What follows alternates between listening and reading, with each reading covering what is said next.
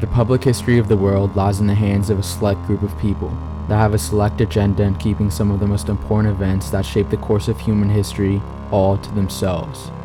These people take any means to alter the perception of historic events in order to fit them with the narrative they want us to perceive. These people not only refer to secret societies, but even government organizations. Many have tried to expose the secrets withheld by these societies and organizations, and many suffered the consequences. Even the American government withheld information pertaining to them, as these societies were tied to the nature of many events, from the Kennedy assassination to Operation Highjump and even UFO sightings. Many of these events still lie covered behind a false smokescreen, with the public only given a small glimpse of the true nature of them.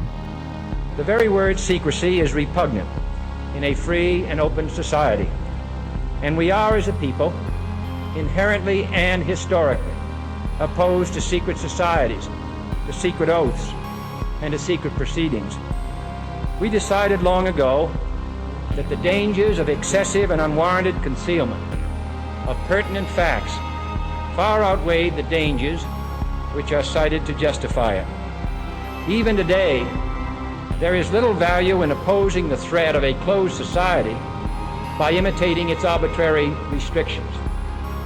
And there is very grave danger that an announced need for increased security will be seized upon by those anxious to expand its meaning to the very limits of official censorship and concealment.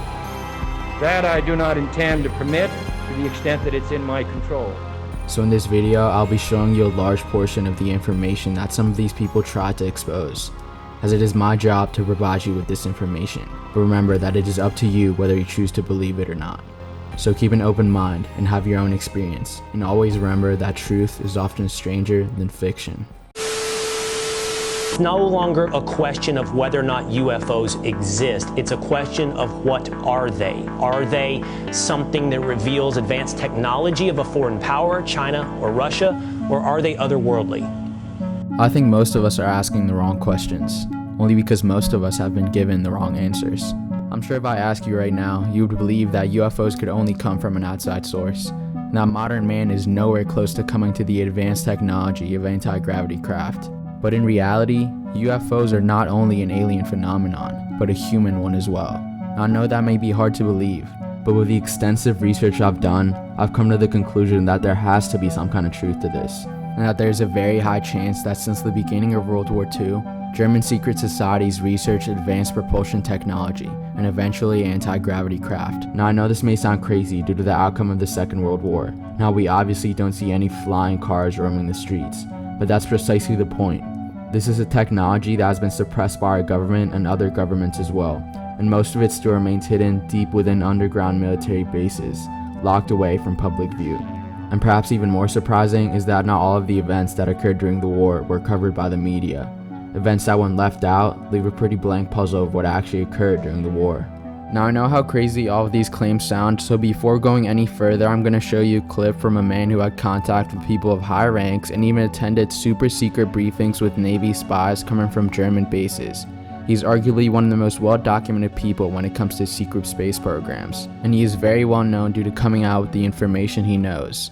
On December 9th, 2015, William Tompkins released his epic book, Selected by Extraterrestrials.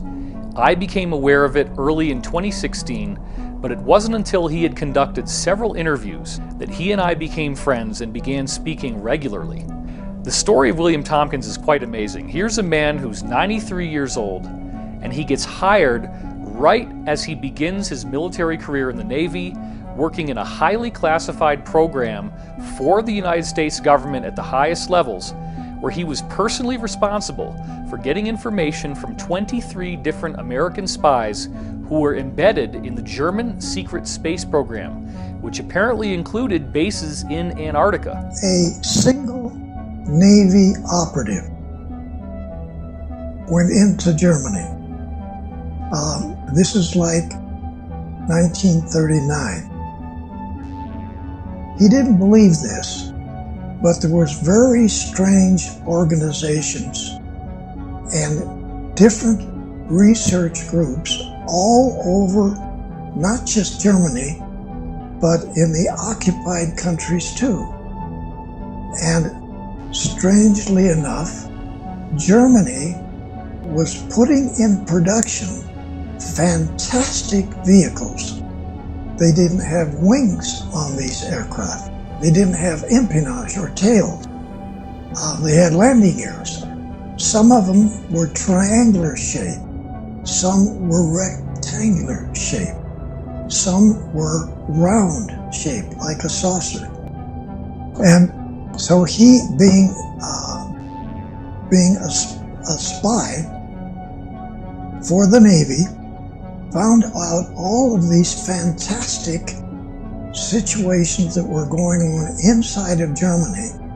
And this is an important point. Instead of him going to his boss, coming back to the United States, he went directly to the Secretary of the Navy, Forrestal.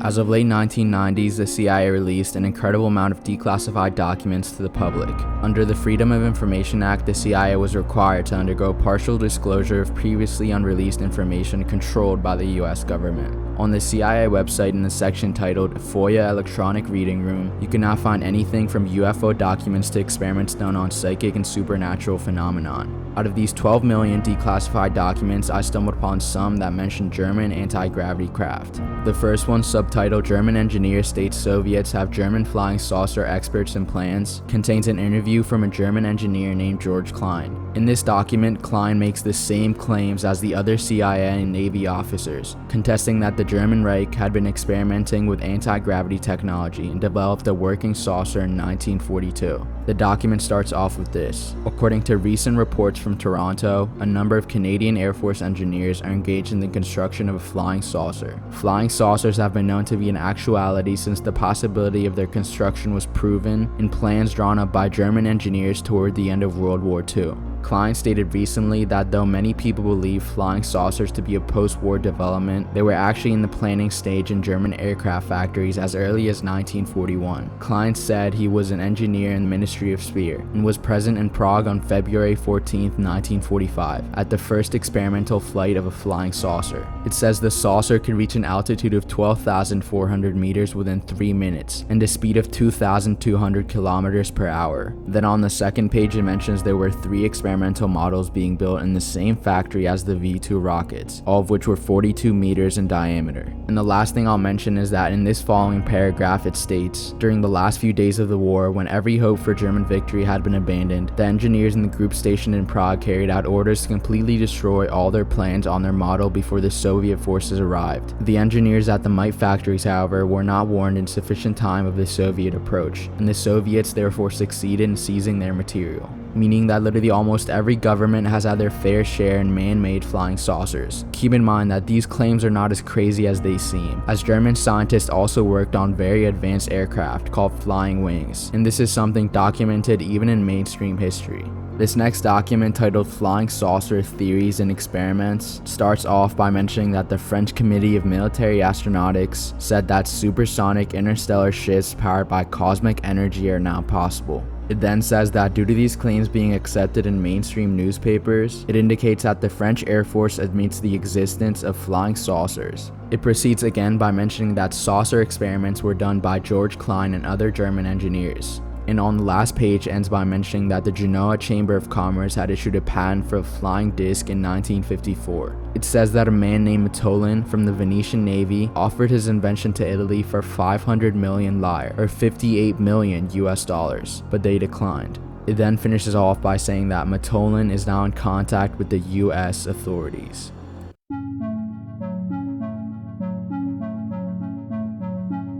So sometime in 1938, Nazi Germany led a covert expedition to Antarctica. During this expedition, they made a disputed claim for a region at the South Pole, in an area known as Queen Maud's Land, and the name they gave this territory was New Schwabenland, or New Swabia. Of course, the mainstream media, the public, and even our history books still have no idea of the actual purpose behind this expedition, as we're told that Hitler sent a massive expedition there merely to collect margarine fat. Other accounts say that this expedition was actually done in efforts of establishing a South Polar colony there. This would be done as a precaution, as it would serve as a place where they could move high-ranking German elites in the event that they actually lose the war. So when the German forces arrived, they found some very interesting things. First, they discovered entire areas free of ice, some with warm freshwater lakes and even growing vegetation. And to their surprise, they eventually found exactly what they were looking for, when stumbling upon several incredibly large subterranean caverns, all of which were capable of sustaining human life. These caverns had temperatures of up to 77 degrees Fahrenheit. This is due to the geothermal heat that is given off by underground volcanoes. And because of this, these caves not only remained warm, but actually began to expand on their own, as the ice within them began to melt, creating these incredibly massive, hollow caverns, much like igloos actually. And recently, scientists even say that a secret world of animals and plants, including unknown species, may live in warm underground Antarctic glaciers. And this is because, like I said before, they actually discovered how warm these underground caverns were. So the chance that they sustain life is actually very high. Of course, after they discovered these caverns, it's quite obvious that they would take advantage of it. So before and during World War II, many German forces actually stayed in Antarctica and began constructing large subterranean bases within the already naturally made Antarctic caverns. I want to show you this very interesting quote I found, which most likely points to the existence of these subterranean bases. The Navy Grand Admiral of Germany during World War II and President of the German Reich stated the following: "The German submarine fleet is proud of having built for the Führer in another part of the world a Shangri-La on land, an impenetrable fortress." Now, where else could they take an entire fleet of Germans without being seen by anyone else? And due to them already sending an expedition to Antarctica, it's quite likely that they actually made a South Polar colony there with secret underground bases. The following clip is an interview from Vladimir Trzynski, a UFO researcher who spent a lifetime studying Nazi UFOs, Freemasonry, the Illuminati, and the extraterrestrial presence on our planet. His insights come from direct contact with members of German secret societies. So in the late 30s, in 1936, the SS party did a excellent 4-year plan for the colonization of the South Pole. The 4-year plan, very detailed plan. They were showing the areas without any snow.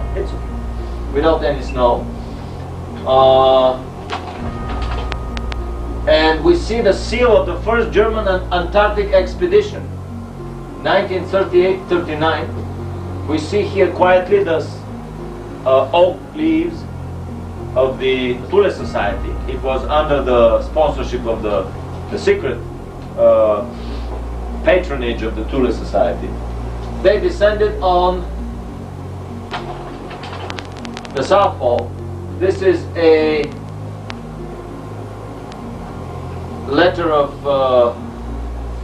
congratulations signed by Göring, the Reichsmarshal of Aviation, to the members of the South Polar expedition. And one may think, how come that the aviation Reichsminister is interested in the South Polar expedition, unless they were preparing to build some bases there for the Luftwaffe. The motor ship, the research ship Schwabenland, was launching flying boats that were scouting the South Polar continent and staking their claims. They didn't even bother to land at all places. They would just drop flags with heavy poles. That was enough by international convention. And then they would register their claims with the International Court of Hague.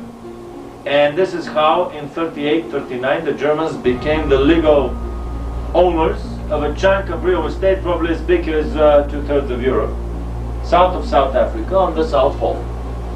I also want to point out that scientists recently said the deepest part of Earth is hiding beneath Antarctic ice.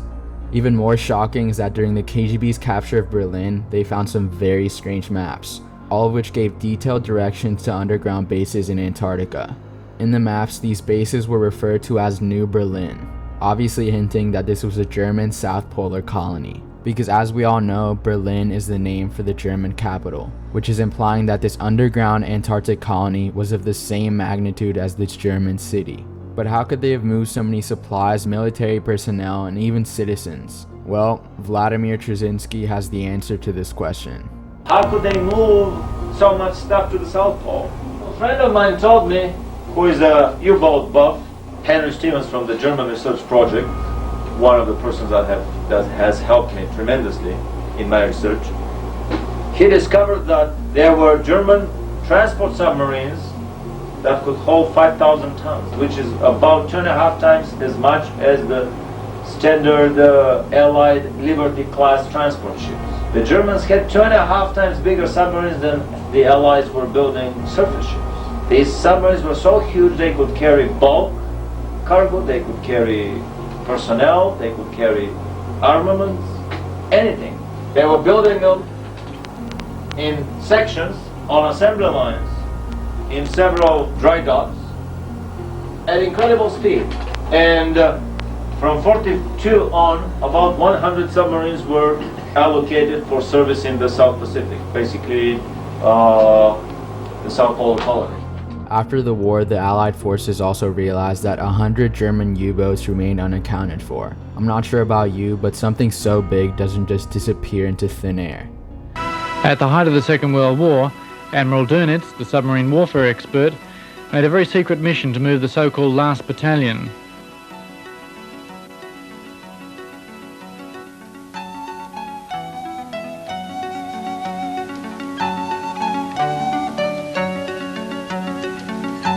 This is a list of nearly 100 U-boats which remain unaccounted for. From the serial numbers in the left-hand column, we can see that this is not a random list, but a complete series of U-boats which have disappeared. Admiral Dönitz and the SS Elite decided to start building the last bastion after the fortifications that they were building in the Alps, preparing for a last stand in 44 and 45. They obviously had one more line of defense, which was their South Polar colony.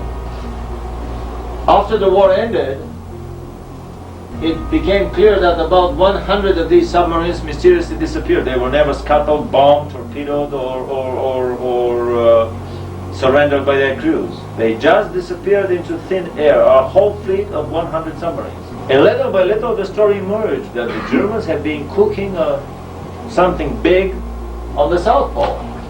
Alright, to finish up these South Polar colony things, I'm going to show you something very strange, which I'm sure you've already heard about. So if you go on Google Earth, you'll find these incredibly large entrances to what appear to be underground parts of Antarctica, and all of them appear to be man-made. This one's literally 150 feet wide, and it appears to have a metal dome on top. Also notice the distinct colors of this snow on all sides, and just right near the hole, look how gray it is. And here if we zoom in closer, it still looks exactly the same, even looks more like a dome to me now. You can see the shadows, and even below it, like, that's weird, man. And here we're going to come in from another angle. Even at this angle, it looks exactly the same. It looks kind of bulged out on top with the dome. It's very different from the mountain material that appears on all sides because it's obviously not as grayish. It's kind of blackish. And also, even the snow on the left of it, like below the little hole, it's also kind of grayish, which means that this is either some sort of thermal vent or something that obviously emits heat or fumes that make the snow dirty and gray. Here I'm going to pull up a brighter picture so you can see it clearer, and as you can see, it looks even more surprising and more convincing. And down there, like, look how black that is. That's literally the Mariana Trench just hiding down there. There's no way that doesn't go to deeper parts of Antarctica. Here's some other parts, some other holes that you can see. Obviously a lot of these completely just crashed the internet because it was just so weird how many just kept popping up and just kept closing, and they found that even on Google Earth before they were closed, and at random times they just opened, or the other way around. Also notice how this one has some weird step looking things, like it just goes 1 step, 2 step, and just straight into that weird entrance. Alright, now we're gonna look at this other structure kind of close to the dome structure. And as you will see here, it's obviously not natural because you'll see that it has this kind of a circular sort of motion to it. which obviously it kind of reminds me of a saucer. I don't know, you tell me, but like this has to be man-made. What kind of a natural structure would curve just like this? Alright, if that was not convincing enough, I'm just going to show you a couple more pictures of just weird stuff that was found in Antarctica. And after that, I'm going to show you the juicy stuff and tell you the juicy stuff, what's actually occurring or what occurred in World War II with Operation High Jump, all that stuff. So here is a strange kind of pyramid structure that they found. Also a snow trail of what appears to be a UFO that crash landed. And even a UFO itself. Just weird. Very weird. But let's get back to the juicy stuff.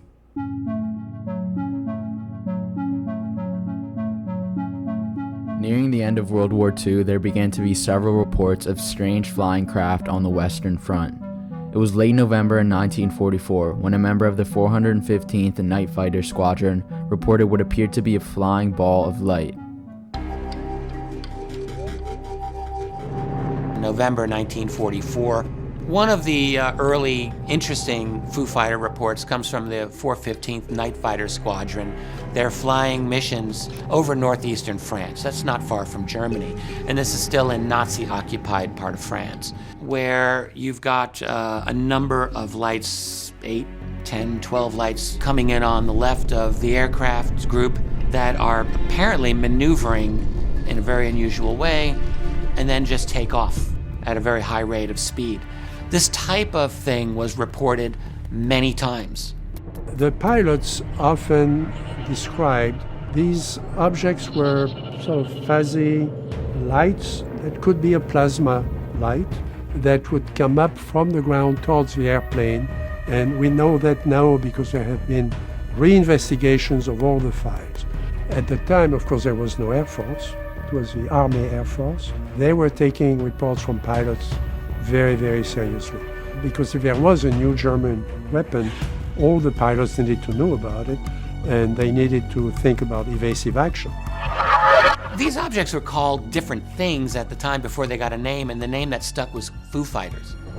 The US government has never offered an explanation for the Foo Fighters. We know that the OSS, which was the precursor of the CIA, investigated. We know that British intelligence investigated this, and we don't have conclusions. Dr. Hynek, he was just as puzzled as I think anybody else. My father would refer to the Foo Fighters as sort of an example of something that, there's something fairly serious that we should look into, or is worthy of investigation, at least supports the idea that there's something going on that we don't understand and we should look into.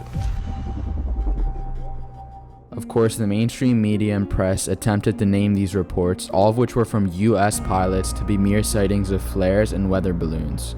Meanwhile, the members of the 415th Fighter Squadron rejected all of these biased claims. These craft, referred to by the Allies as Foo Fighters, were translucent sphere-like craft, all of which resembled strange balls of light. They were much smaller than fighter planes and were not piloted by any personnel. Instead, they had automatic flying, much like missiles, or were being remote controlled from a distant location. On December 17, 1944, another pilot reported seeing 5 or 6 flashing red and green lights in the sky. He said the lights seemed to be following him, and they closed in on his plane until disappearing as fast as they came. Then only a couple days later, on December 22nd, near Hagenau, Germany, there was another report of Foo Fighters. They were spotted as 2 lights with large orange glow, all of which followed the plane's trajectory and were said to be under perfect control at all times. In World War II, I served a career of 24 years as a fighter pilot in the United States Air Force. But I was a young fighter pilot in World War II, and I was a captain in the Air Force near the end of the war. And we began receiving reports sometime in 1943 of Foo Fighters, fireball fighters. They were balls of brilliant light, sometimes brilliant green and sometimes brilliant orange light, sometimes the size of a basketball and sometimes much bigger, that would get in formation with our bombers and stay there. Nothing, you couldn't shoot them down. You couldn't, no matter what maneuver we went through, they stayed exactly in position. I had friends who reported these balls of fire appearing outside of the cockpit of a fighter aircraft, only 10 and 15 feet away, and they did every maneuver they could think of, dives and rolls and everything, trying to get rid of this ball of fire out there, and it remained in exactly the same position no matter what they did. This represented a technology far superior to anything that we had encountered anywhere on the planet before. We thought these objects were being manufactured by the German government because they were our opposition at the time, and we thought they had discovered some new technique because we had already experienced other instruments, other vehicles that passed through the bomber formations at very high speed that also had glowing tails. We had close approaches of disc-shaped craft, not as close as one would like, but following bomber formations. We knew that the rockets had been perfected, and we thought that most of these were simply a further extension of this rocket technology, and we believed that they were all being produced someplace by the Germans. It's crazy to me how many of these reports there actually were, yet none of them seem to be covered or remembered by mainstream media in our history books, leaving out entire events from the history of World War II. The only written records we have left of them is in old newspapers, including some from the New York Times. This one, titled "Floating Mystery Ball as New Nazi Air Weapon," says the following. A new German weapon has made its appearance on the Western Air Front. Airmen of the American Air Force report that they are encountering silver-colored spheres in the air over German territory. The newspaper even blatantly says the Germans have produced a secret weapon. In this other newspaper, you can even see that all of these reports were heavily censored. All of them were covered up by the Supreme Headquarters and have remained unexplained to this day, with the public not knowing anything about Foo Fighters, flying craft, or anything that has to do with anti-gravity craft of German origin. It's even crazier when you take into account how many of these craft there actually were, and that the Haunebu, the Vril, and the Foo Fighters were not the only ones. In a report from Lieutenant Samuel Crancy, he reported seeing a wingless cigar-shaped object glowing red just a few yards off his plane's wingtip. He said he attempted to do some evasive maneuvers, but the glowing object stayed right next to him for several minutes before flying off and disappearing. The son of Lieutenant Crancy, when talking about the cigar-shaped object his father saw, mentioned the following. "My father entertained the idea that this could be a late-breaking German technology. He did express the view that there were a lot of things during the war that were kept quiet."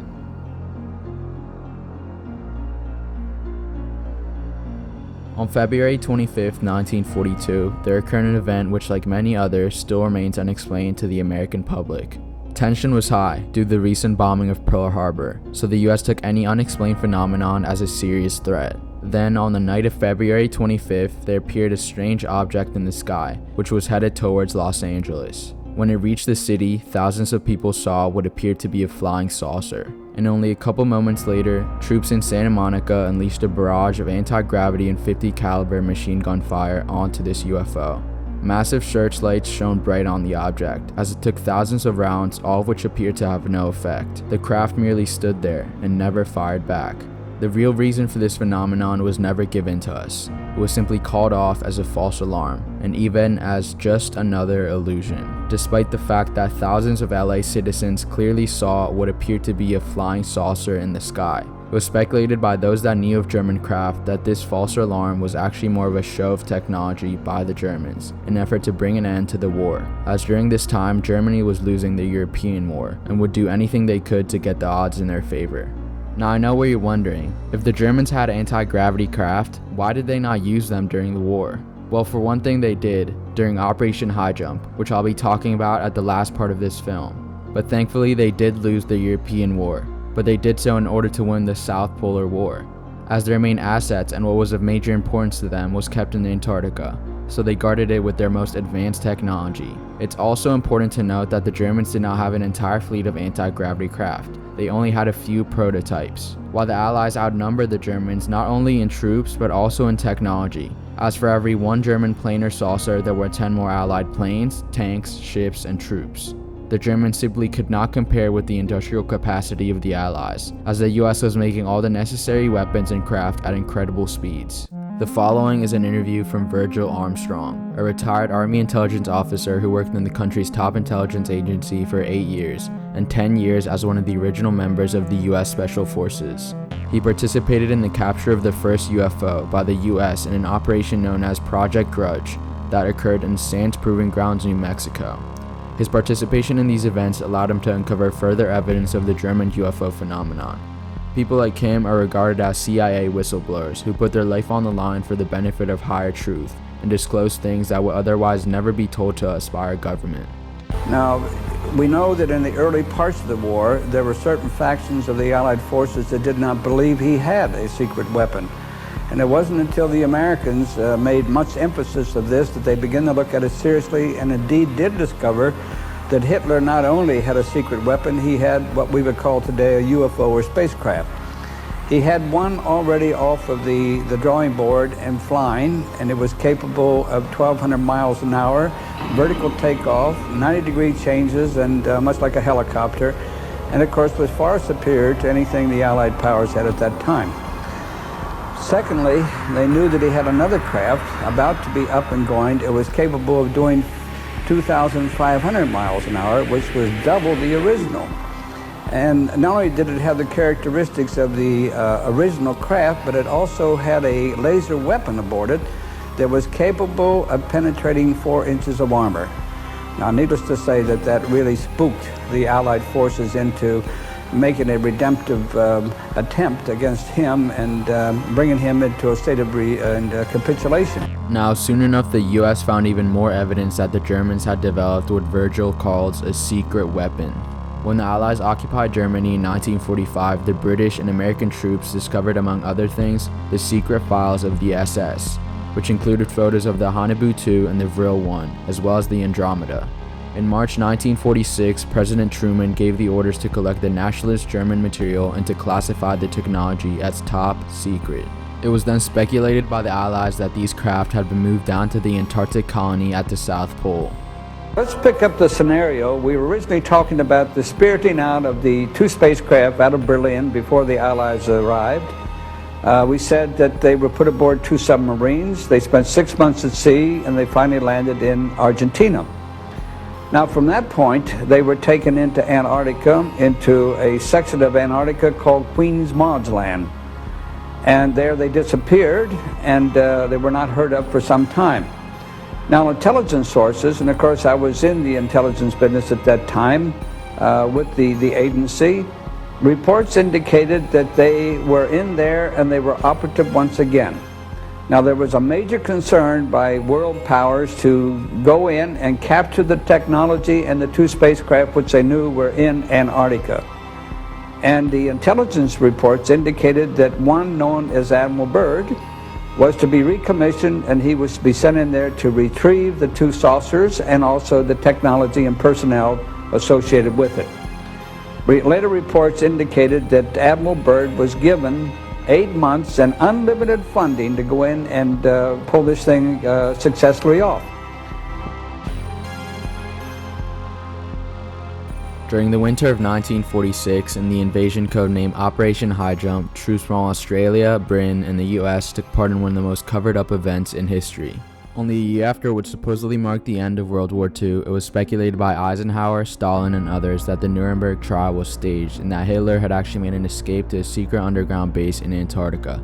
So in efforts to collect the German craft and find out what was really going on at the South Pole, the Allied forces sent a massive military expedition there.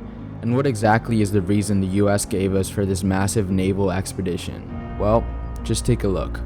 There is only one untouched reservoir of raw materials left in the world, and that's in the region known as Antarctica, an area larger than the combined area of the United States and Europe. The American government is sending a naval expedition to that region. The purpose is to train our Navy in polar operations so that it may better perform its function of preserving the peace upon the 7 seas of the world. Beyond that, the American government is seeking to do its share in the discovery and the release to the world of the unknown treasures of Antarctica in the interests of all mankind. After just getting done with the World War, do you really think the US would send a massive military expedition to the South Pole merely for some military training? And to this day, Wikipedia still says Operation Highjump's primary mission was to establish an Antarctic research base. Wait a second. When did this turn into a scientific expedition? And of course, the leader of this expedition was not a scientific researcher, but a naval officer, known by many as Admiral Byrd, the first man to fly to the North Pole. Commander Richard E. Byrd and Floyd Bennett launched a new era of geographical discovery with their first great polar exploration flight in 1926. Leaving Kings Bay, Spitsbergen in a tri-motored transport, the two aerial adventurers flew to the North Pole, now below, and back in 16 hours. Many others were to follow the sky trails of the first man to fly over both the North Pole and the South Pole, Admiral Byrd. What do we know about the Operation Highjump, about Admiral Byrd's expedition in the autumn of 46, the early spring of 47, to the South Pole? This is an expedition that has been almost forgotten, and it's very hard to come up with any information about it. The few articles that were published at that time in, let's say, National Geographic magazine would not give any clue to the real intention of that expedition. However, recently we discovered a unique documentary film in color, 1 hour long, made by the US Navy. It was a massive naval operation that involved an aircraft carrier, several battleships, an armed submarine, and probably another 20 supply and battleships. It involved 4,000 troops, US troops, and the rumor is that there were also British and Russian contingents within these 4,000 troops. It was a massive naval operation. It was not, as it has been presented to the public, that it was a peaceful expedition to explore the natural resources of the South Pole. They descended to Little America, which is the place of the previous Admiral Byrd landings on the South Pole. And then they started a massive overflight over the whole area of the South Pole, trying to locate the German base that was established there almost 10 years earlier. The Germans started somewhere in 1936-37 seriously exploring the South Pole, and by the time the war ended, the rumor is that they have established a massive underground colony with at least 100,000 scientists, researchers, elite SS troops. As you can see, there's much more to this operation than what we are told, and due to the US departing to Antarctica with 3 aircraft carriers, 33 aircraft, 13 ships, and nearly 5,000 troops, I don't think this was merely a scientific expedition, and that it was merely for training and polar operations is quite unlikely, even more so with the many reports of what the Allies encountered when they reached the South Pole. What was it that Admiral Byrd found on the South Pole?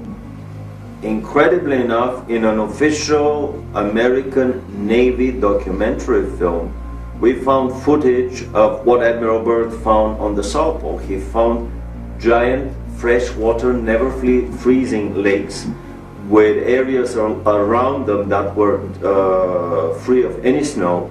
And in that film we show footage of the Navy planes landing in these lakes. But even more so, he found, to his amazement, that his planes were disappearing very quickly. A lot of his planes were attacked by anti-gravity devices that were operated by the Germans there, by anti-gravity saucers.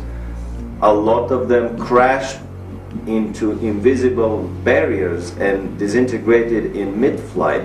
This is an indication that the Germans had already perfected the force field shields, and they were up and operational around the German colony at Neuschwabenland.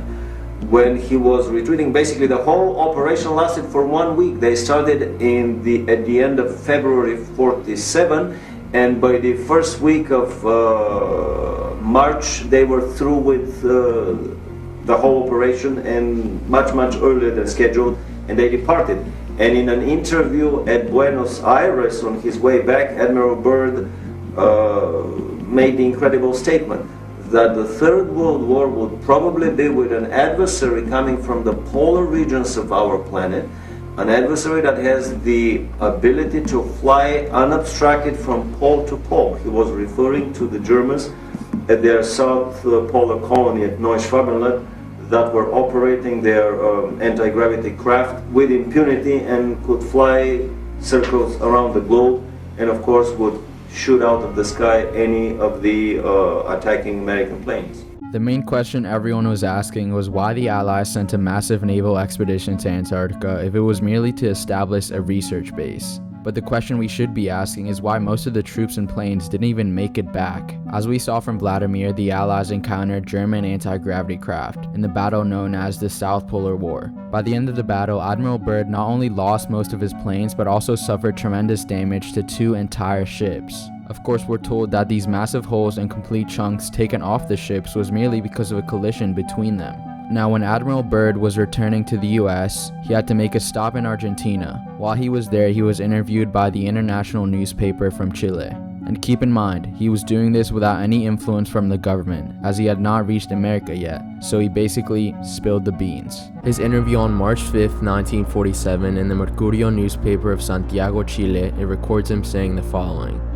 Admiral Byrd declared today that it was imperative for the United States to adopt measures of protection against the possibility of an invasion of the country from hostile planes coming from the polar regions. It then quotes Admiral Byrd himself, where he says, "I don't mean to scare anyone, but the bitter truth is that in the event of a new war, the United States would be reached by planes flying over one or both poles." Now, I believe he would obviously refrain from using the term flying saucers in order to avoid mass hysteria, but he still wanted to warn the public about the possibility of enemy aircraft that could come from the polar regions. Following his interview in Argentina, Admiral Byrd returned to the US. When he finally reached there, he was met by James Forrestal, the US First Secretary of Defense, and the man who planned this covert expedition. It was rumored that Forrestal wanted to go public about the German UFOs and Antarctic bases, but 2 years later he quote-unquote committed suicide by jumping off a 13-story Navy hospital building. Again, I'm emphasizing a Navy hospital building. Now, we all know this was not a suicide, as many alleged suicides are actually assassinations. And this same man, only a month before, had received a Medal of Honor, and reports from the nurse said that before his death, he was still his charming old self.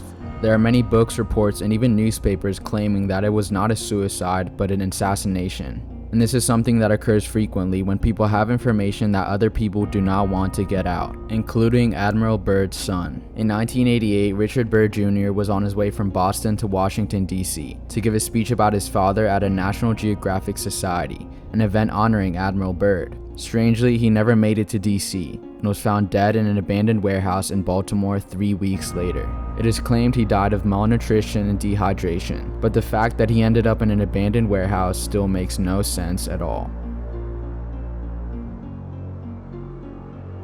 As we know, many of the things that occurred during World War II were covered up. And this is because in 1947, the Rockefeller Foundation paid $139,000 for the exclusive right of the public version report of what occurred during World War II. This would allow them to conceal from the public any record of what actually happened during Admiral Byrd's expedition to Antarctica, along with anything that has to do with German UFOs. To finish off, I'll leave you with an interview from Virgil Armstrong with his last regards about his findings during his time with the CIA and with UFO research.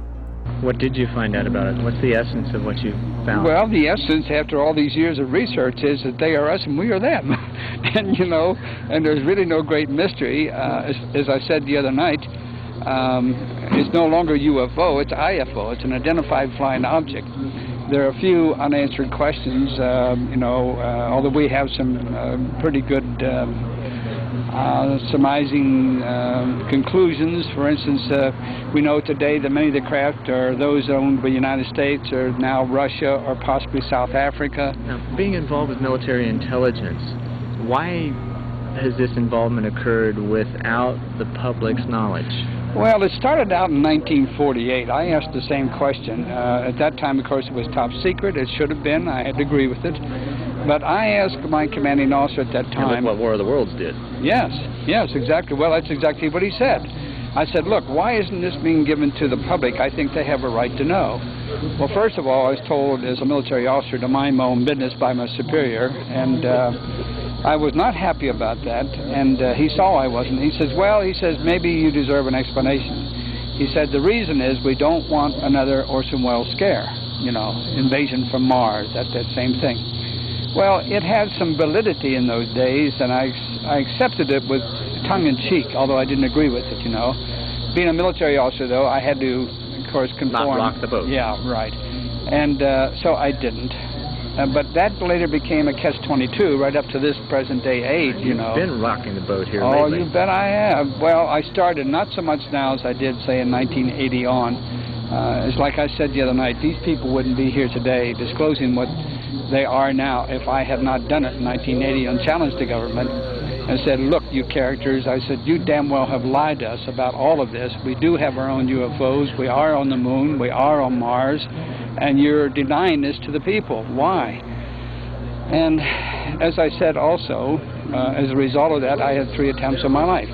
Now, I couldn't say that was the government. Maybe it was a Christian group. I don't know. But there was somebody who didn't like what I had to say, and they made it well known. You definitely know you'd push the button somewhere. That's right. I pushed the buttons.